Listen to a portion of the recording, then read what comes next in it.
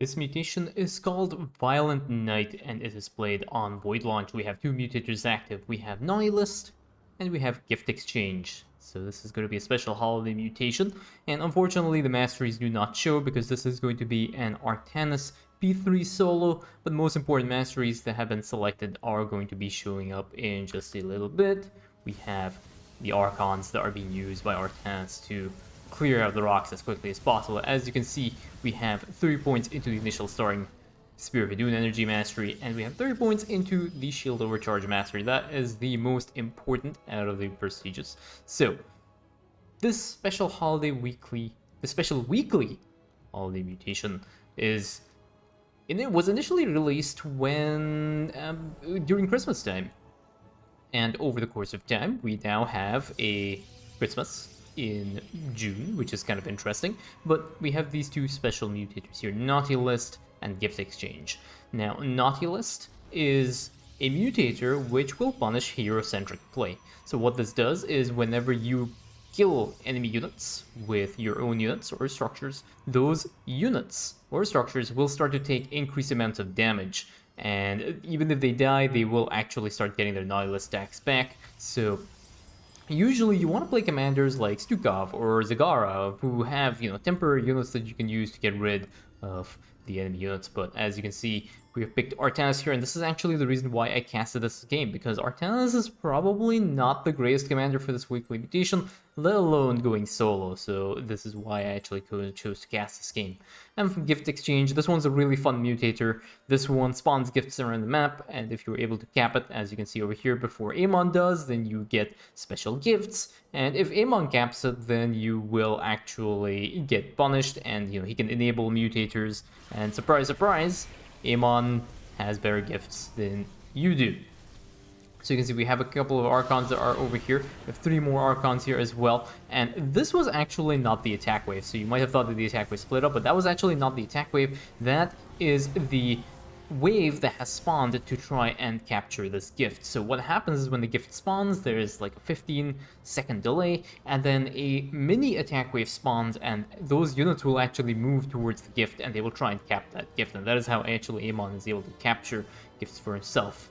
Now, the way this works is if you capture a certain number of gifts, then Amon will automatically be entitled to the next one, and there's no way of avoiding that, so that is something else to also consider. But overall, you can see the first thing that has happened is that the Naughty List has been cleared, and interestingly enough, the ally got a Chrono Wave, which has actually buffed up Artanis's production as well, which is kind of interesting. Like I said, it's a solo. It does behave a little bit weird when you're dealing with solos, but this is going to be essentially a mutation solo. Rarely does the gift actually benefit the ally as much as it benefits the player themselves. Now, as I was talking about Nihilist earlier, do not do what I did on CTG's Gamecast, where I picked P3 Zagara because I forgot Nihilist was even active on this mutation. So it is something else to consider when you're playing it. Make sure you're not picking hero-centric commanders because they tend to get punished really, really hard with Nihilist. The way Nihilist will work is that if the hero unit dies, they will not take the initial high damage that they would normally take through Naughty List until they get their first kill after they have respawned. So you kind of get the debuff removed temporarily until they get their first kill, and then they will start taking the damage that is listed on their kill count, because the game triggers do not actually calculate the bonus damage that they would normally take until until they make a kill. Now, there was interestingly a solar bombardment here, which may have been a little bit of an overkill, but I guess maybe, I'm really not sure what the plan for Artanis is to start clearing the mission, but this might have been a little bit of overkill with the solar bombardment. But we have an Archangel here. Now, unfortunately, as you can probably guess, the Archangel is also susceptible to the Naughty List stacks. So, as the Archangel, being a really, really good unit, starts killing things, it will start to take bonus Naughty List damage, and it is very, very difficult to keep these things alive. And especially when you are playing with Artanis P3, the Archship Commandant, you don't even have access to your Guardian Shell, and this further increases the likelihood that you're going to lose these Uber units that end up spawning from from the gift exchange mutator. But we have already gotten an initial set of warpins over here. We have a few observers that have been spawned as well, and as you can see, we have the warp speed haste mastery over here. So that is the other mastery that was selected. So 30 points into the initial Spear of Idun energy, 30 points into the Shield Overcharge mastery, and 30 points into the Warp Speed Haste mastery, which is pretty much the optimal selections for masteries over here. Now we have another attack with the Hespana, and we have Archons that are moving in as well to try and clear this out. And these Archons are actually very convenient to use because these Archons are able to very effectively clear these attack waves without really building up the Nihilist stacks on the rest of your army. So that does make it a little bit easier. And as you can see, 2 gifts were capped by the player, and now we have Amon that is stealing one of the gifts here, and there's no way of avoiding it. And we actually have hidden threats, which is actually pretty scary. So what hidden threats does is it drops banelings, and it drops, I think it drops also widow mines all around the map, and there are also stasis wards, I think. Yeah, so the widow mines, stasis wards, and banelings that end up being borrowed all around the map, and you know, these things will start to spawn, and they spawn randomly around the map, and they are just basically sitting there, and your good job is to try and clear them without getting wrecked too hard. So you can see here, there's already plenty of detection for Artanis. He's already gotten plenty of detection, more than enough. And I think there might have been a few widow mines that are aggroing this research vessel at the moment, and really not too big of a deal for Artanis. He'll eventually be able to mop up all the enemy units that have spawned from there. Unfortunately, there is a widow mine that ends up proccing on top of these dragoons. It's unfortunate, but again, now he has vision and he has detection, so he'll be able to clear out the rest of these units as well.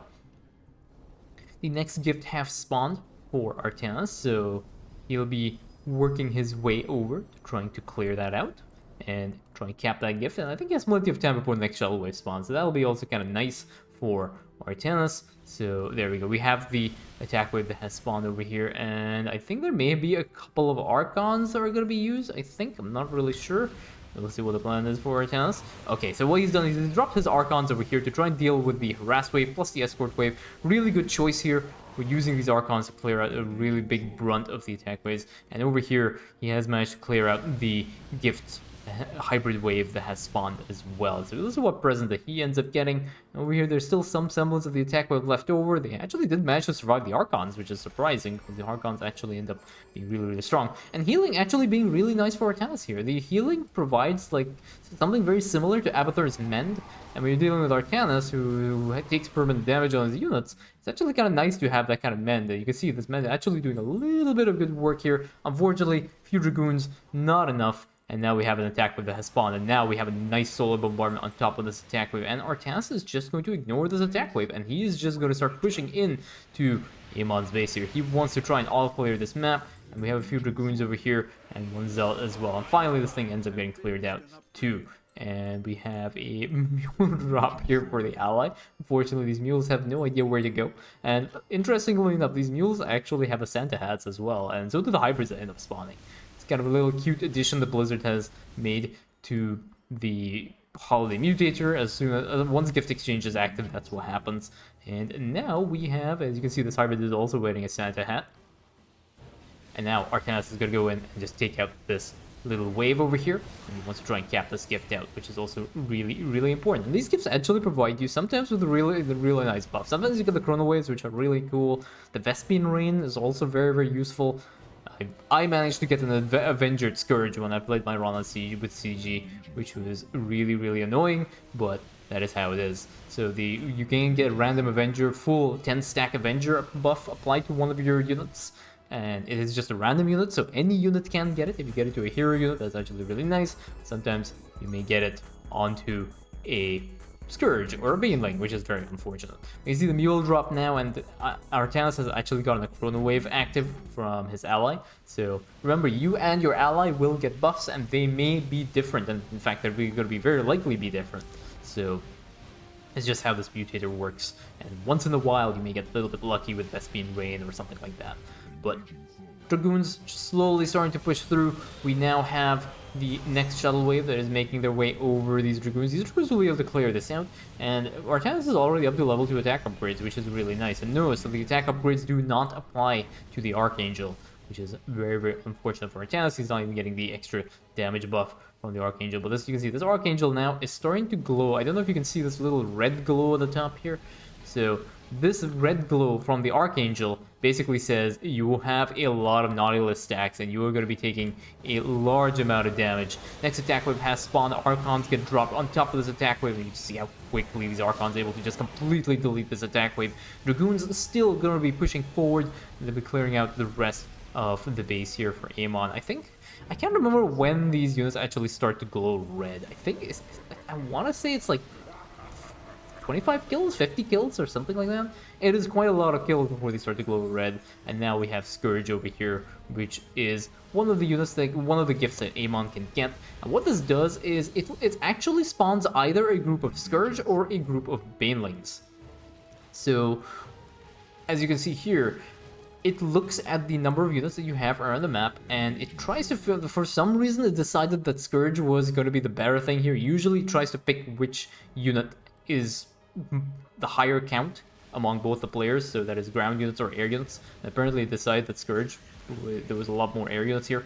But you see the Scourge actually getting glitched out here. They have no detection, so they're basically just ping-ponging between the two invisible observers here, and eventually they will all get cleared out, which is actually a really nice strategy being used by Artanis. And now the next shuttle wave has spawned, and this next shuttle wave pretty much stands no chance against the Dragoons and the onslaught of Amon's forces, and he's just continuously pushing through. Next gift has spawned as well inside this enemy base. This one is capturable by Artanis, so he'll probably want to try and make his way over there to try and pick up this gift. You remember, he does have some time. He has 15 seconds plus however long it takes to capture the gift, so it is actually a good amount of time before he will need to actually hurry up and make his way there. You can see he's already making his way through to this gift. There are a few hybrids, there are a few scouts over here, and these hybrids will end up getting cleared out. You can see this Dragoon as well, going to be starting to take extra Nautilus damage, but he has managed to clear this out reasonably well. And Artanis almost a supply capped as well now, which is also really nice. Attack wave has spawned,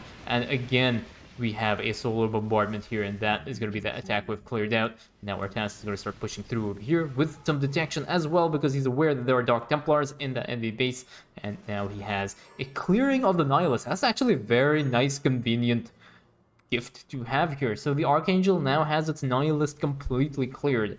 It's no longer, you can see over here, it has 0 kills right now. So I think what this does, it just resets the kill count on pretty much every single unit that is there and just recalculates Nihilist. So you do lose all your kill counts on your units.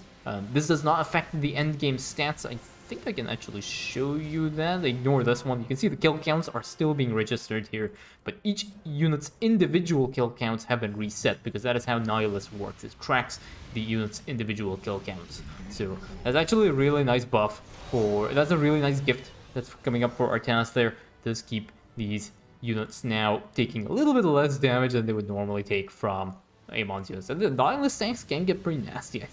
I can't remember exactly what the damage buff is. You can check out Starcraft2Co-op.com to the Mutators page on Starcraft2Co-op.com if you were really curious to know how much extra damage it is. All you need to know is you take a lot of extra damage. You do not want to build up Nautilus stacks because you end up melting really, really quickly.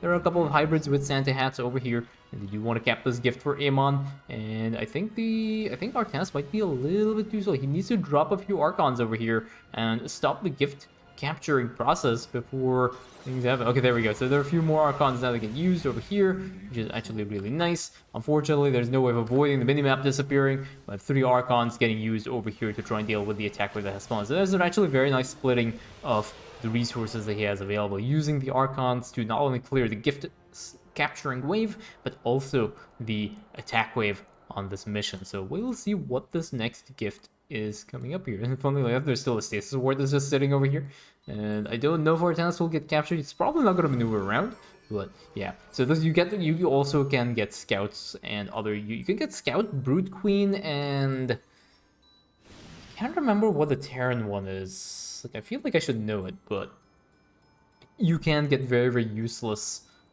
gifts like this, and unfortunately there is nothing you can do about it. It just feels bad, man, when you get things like that. The next gift has spawned over here, and I'm actually not sure. This might be an Amon one, because I think he got a Nihilist clear and then he got the Scout.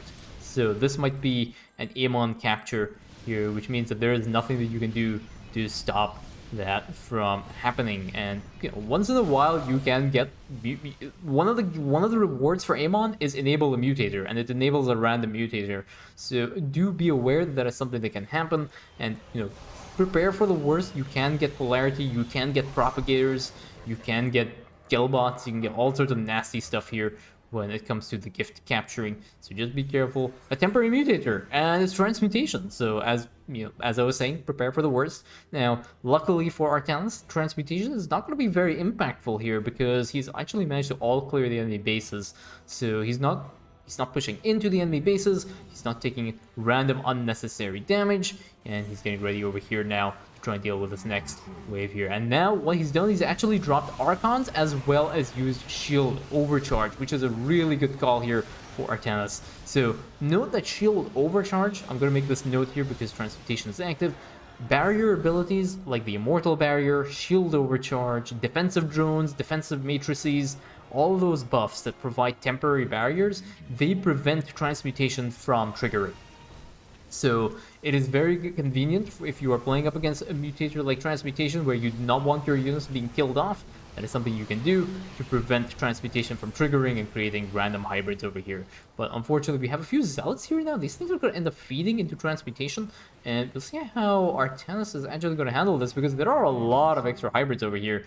And I think Artanis may be wanting to stall this, but these guys are now all upset with him, and they are going to be making their way towards his base. But I actually do not think it's going to matter because he's going to be able to take out the shuttle wave very, very quickly over here.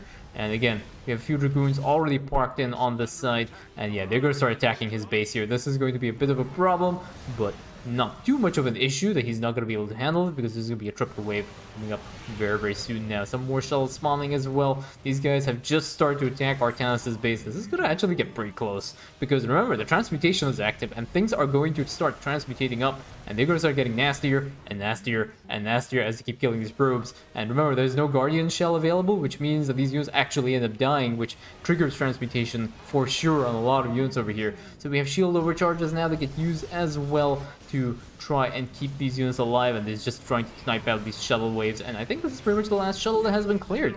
And I think, yeah, all the shuttles have been cleared. Artanis did lose his base to transmutation, which is a very unfortunate mutator for selection, but those are all the shuttles cleared, and that is GG.